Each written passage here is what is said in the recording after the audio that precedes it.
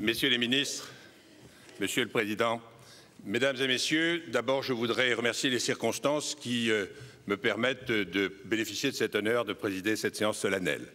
Et vous dire aussi le grand bonheur qui est le mien d'être à cette tribune.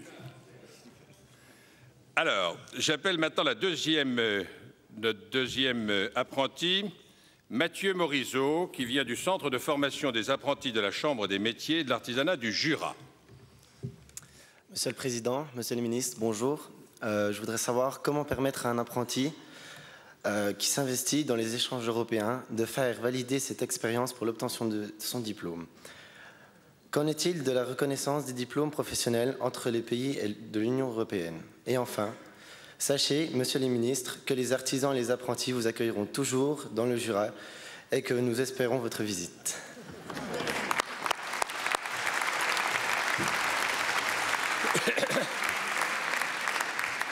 La parole est à Laurent Hénard, secrétaire d'État à l'insertion professionnelle des jeunes.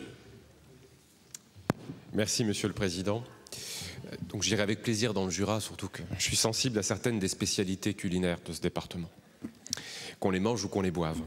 Alors dans votre question, il y a finalement deux questions. La première, c'est comment intégrer une phase européenne dans mon cursus d'études. Et là, il n'y a aucune opposition légale ou réglementaire. Aujourd'hui, les diplômes de l'éducation nationale ou les qualifications professionnelles que vous préparez en apprentissage peuvent intégrer un temps de séjour dans un pays européen. Alors souvent, le problème est un problème financier et matériel pour le CFA qui vous accompagne.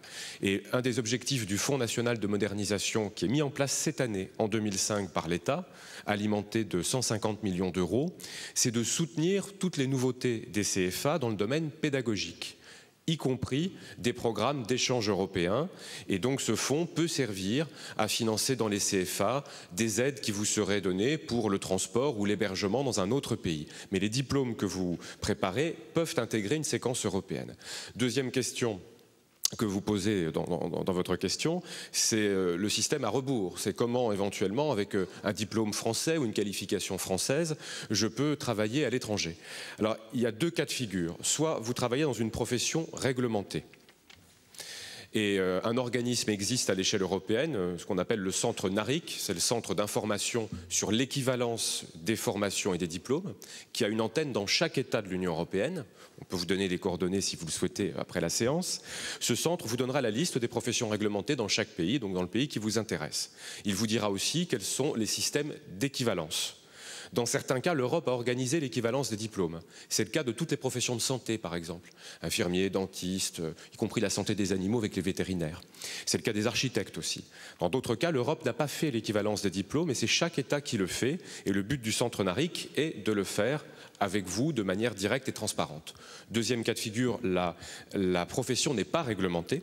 Et là, c'est l'employeur qui doit regarder votre formation, vos diplômes, et se faire un avis. Et c'est souvent difficile pour un employeur finlandais d'avoir un avis sur un CAP ou un bac français. Donc les centres NARIC dont je parlais servent aussi à ça, c'est-à-dire à conseiller l'employeur pour dire voilà, ce CAP ou ce bac français équivaut à tel diplôme finlandais.